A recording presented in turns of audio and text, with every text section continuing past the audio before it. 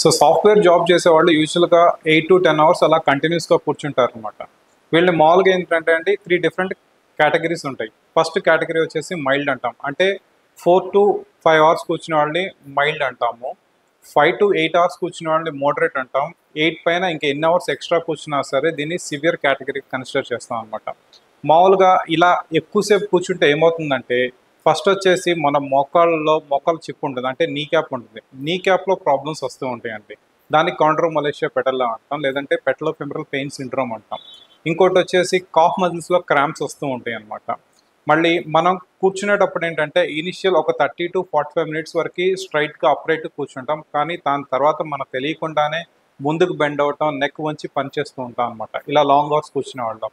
ఇలాంటి వాళ్ళు ఏమవుతుందంటే తెలియకుండానే బ్యాక్ మజిల్స్ ఒకటి, నెక్ మజిల్స్ ఒకటి స్పాజంలోకి వెళ్ళిపోతూ ఉంటాయి అనమాట. సో ఇలా ఎక్కువసేపు కూర్చునే వాళ్ళకి మంచి అడ్వైస్ ఏంటంటే 45 మినిట్స్ కంటే ఎక్కువసేపు కూర్చోవద్దండి. జస్ట్ 2 మినిట్స్ అలా నడవండి, మళ్ళీ వచ్చి మీ పొజిషన్లో కూర్చొని వర్క్ చేసుకోండి. అండ్ ఎవ్రీ 1 అవర్కి ఒకసారి కానీ 2 అవర్స్ ఒకసారి కానీ నెక్ మజిల్స్ ఒకటి, బ్యాక్ మజిల్స్ ఒకటి స్ట్రెచ్ చేసుకుంటూ ఉండండి.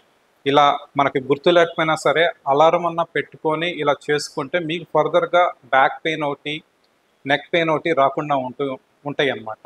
సో మోకాళ్ళు నొప్పి రాకుండా ఉండాలి అంటే కూర్చునేటప్పుడు కూడా కాళ్ళు జాపి కూర్చొని వర్క్ చేసుకోవటం బెటర్.